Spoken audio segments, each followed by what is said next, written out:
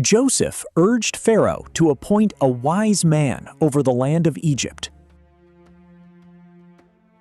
During the 7 years of plenty, Egypt would set aside part of its harvest. The food would be gathered and stored, ready for the famine that was coming. Pharaoh saw Joseph's wisdom. Can we find such a one as this? Joseph's plan was simple: use the years of plenty to prepare Egypt for famine. Pharaoh declared that none in Egypt was as discerning and wise as Joseph. Pharaoh placed Joseph over his house, with only the throne above him. Then Pharaoh placed his own signet ring upon Joseph's hand. Clothed in fine linen and gold, Joseph rode as ruler throughout Egypt. In a single day, Joseph rose from imprisonment to authority over Egypt. Pharaoh gave Joseph extraordinary authority throughout all the land of Egypt. Pharaoh gave Joseph an Egyptian name, Zaphnath-Paneah.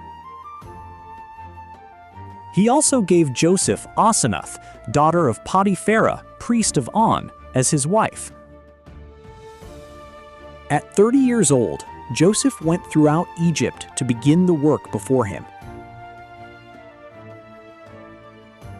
Joseph began overseeing the land Pharaoh had placed under his authority.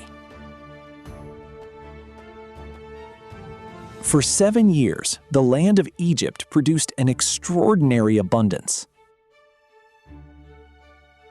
Joseph gathered the surplus harvest throughout Egypt during the years of plenty. The harvest from the surrounding fields was stored within Egypt's cities.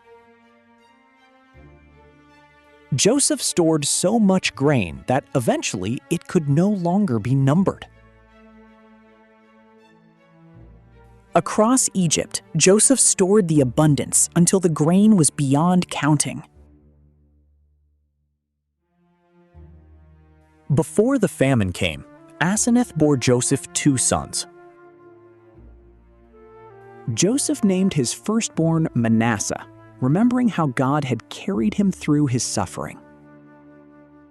He named the second Ephraim. God had made him fruitful in the land of his affliction. Joseph's family prospered, but the 7 years of plenty were coming to an end. Before the famine, Manasseh and Ephraim were born to Joseph and Asenath in Egypt.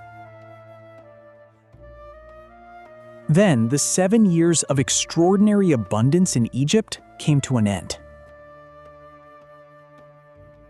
Just as Joseph had warned, the 7 years of famine began. The harvest failed, but because Joseph had prepared, Egypt still had food. When Egypt cried to Pharaoh for food, his answer was simple: "Go unto Joseph."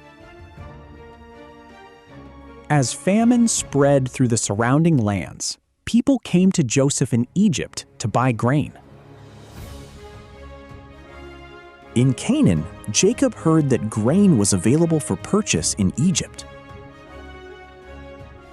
Jacob sent 10 of his sons to Egypt for grain, but Benjamin remained behind.